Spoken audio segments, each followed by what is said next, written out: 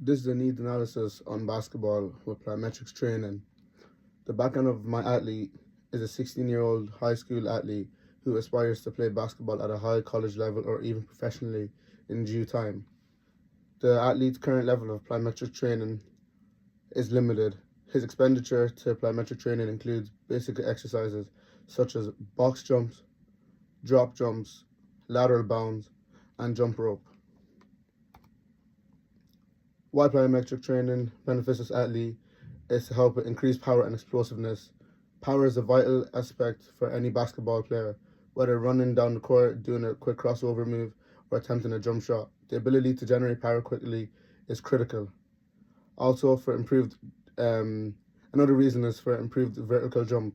The ability to jump high to challenge shots, grab rebounds, and finish at the rim is a crucial component in basketball play, particularly for guards, which is the position that my athlete plays.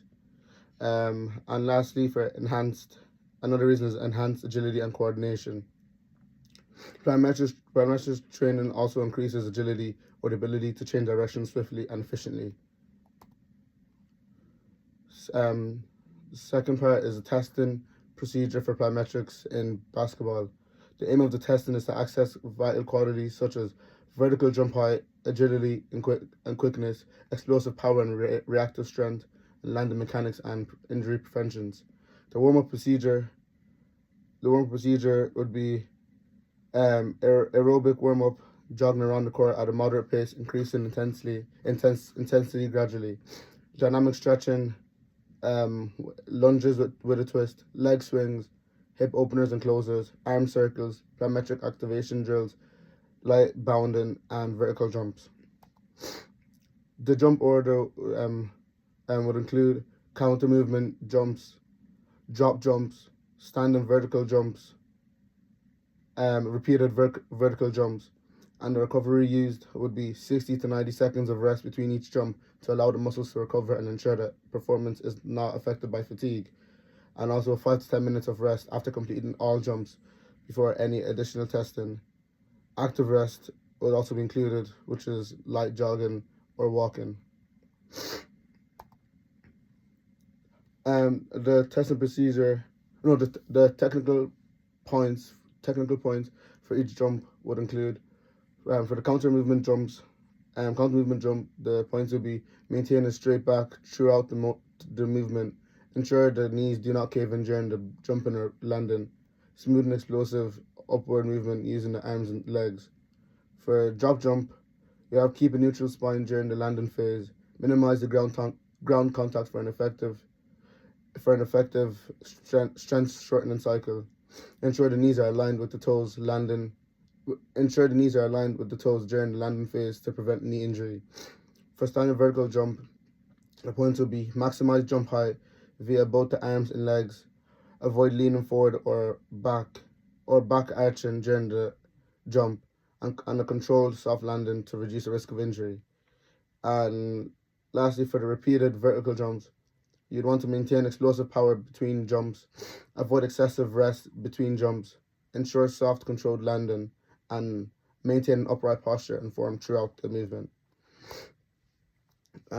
Number three, the variables calculated from plyometric tests with basketball. Ground contact time. Ground contact time is the period of time an athlete's feet make contact with the ground during the eccentric phase of a plyometric exercise, such as a drop jump or counter movement jump. Why it's used um, why its use is increased reactive strength and more efficient usage of the SSC, as the athlete can store and release energy more effectively. Aspect of SSC is the ground contact time measures is a direct measure of reactive strength inside the SSC. A shorter ground contact time allows the athlete to spend less time in the eccentric phase, maximizing the elastic potential for energy return during the concentric phase. And the importance is it can lead to faster response times, more agility, and the ability to change directions or explode off for a leap more quickly, giving the athlete a competitive advantage. Um, Another variable calculator would be the vertical jump height. This measures the maximum height that an athlete can reach during a vertical jump. It's used It's used. This ability is this ability is critical for assessing an athlete's capacity to execute high jumps.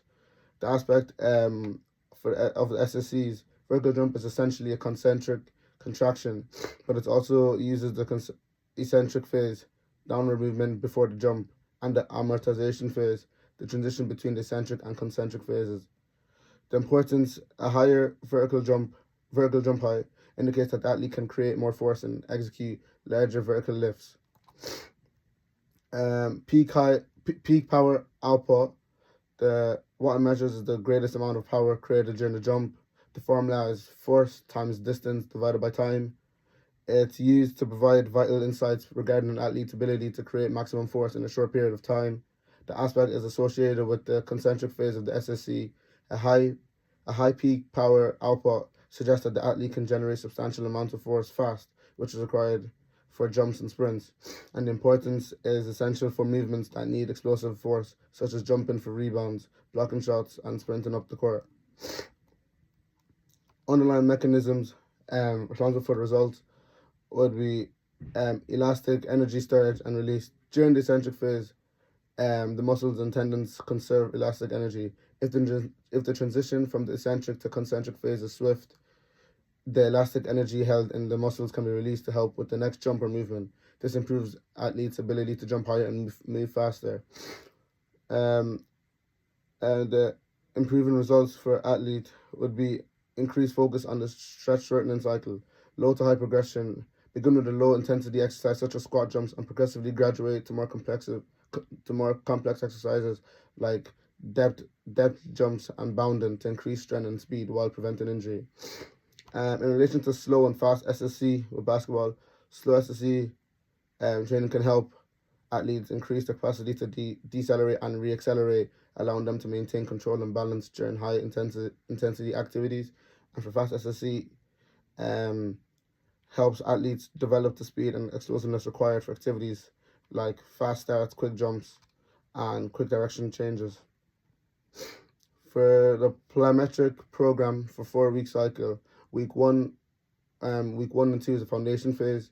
The warm-up would last 10 minutes. Dynamic stretching would last 5 minutes, which includes leg swings, walking lunges with twist, arm circles, and shoulder rotations. Activation drills will also last 5 minutes, will include high knees, lateral shuffles, A-skips, and short sprints. The main workout for week 1 and 2 would last 25 minutes and will include box jumps, broad jumps, and vertical jumps.